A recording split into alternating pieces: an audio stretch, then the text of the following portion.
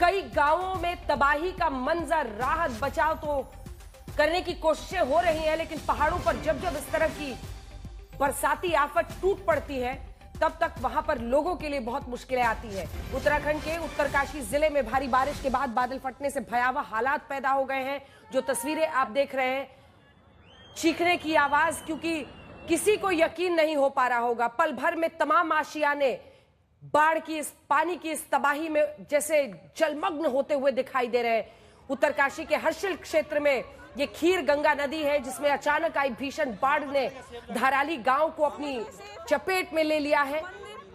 रोने बिलखने की ये आवाजें इस बाढ़ के साथ, जो मलबा पानी के साथ, जो सिल्ट पानी के साथ बहता हुआ आया, वो गांव तक पहुंचा।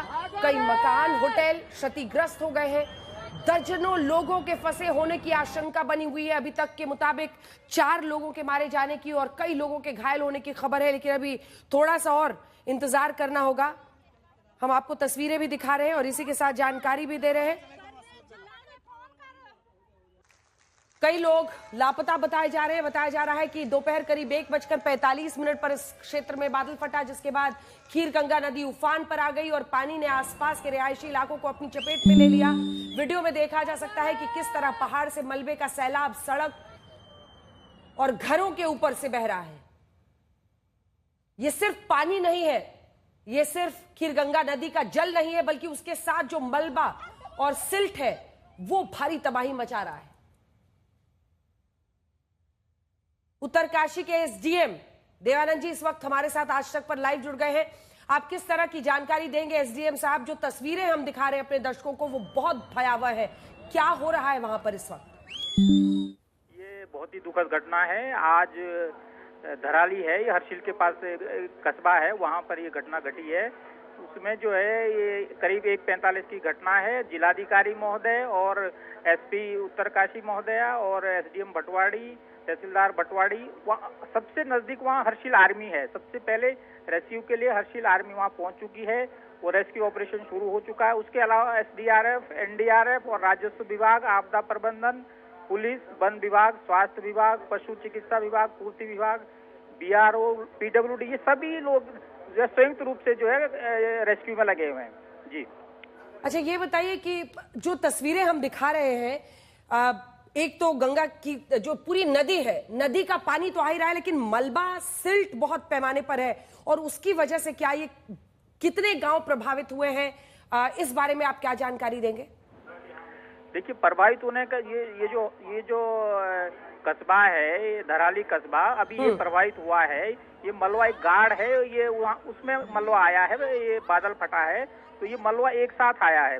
वो हर्षिल के पास ही ये कस्बा है धराली, वहाँ जो ये इसमें जो है होटल्स थे वहाँ और होम स्टे थे, वो प्रभावित हुए हैं। जी अच्छा, 4 लोगों के मारे जाने की खबर अभी तक आई है, इससे आगे कोई जानकारी आई है क्या? कितने लोग प्रभावित हुए हैं?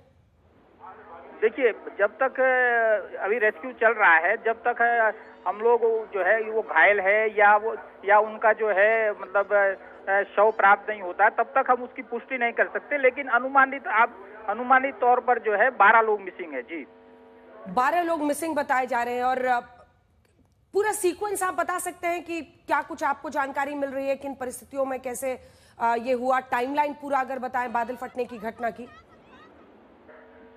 देखिए, आजकल पहाड़ों में बारिश बहुत ज्यादा हो रही है, तो बादल फटने की घटना ये अचानक हुई है, तो लोगों को इस बात का आभास नहीं रहा, क्योंकि हालांकि इस समय यात्रा जो है मतलब लगभग जो है कम चल रही यात्रा, तो यात्री वहाँ नहीं थे। ये लोकल्स है और जो वहाँ पर सेब के बाग है स्थानीय लोगों के, ये मजदूर थे। जी अच्छा, और इसके अलावा कोई जानकारी ऐसी हो जो आप दर्शकों को दें, जो लोग आसपास के इलाकों में हैं उन्हें किस तरह की सावधानी बरतनी चाहिए? क्योंकि एक बार ये फ्लो हुआ है तो कहां तक ये पूरा आगे अभी भी खतरा बना हुआ है?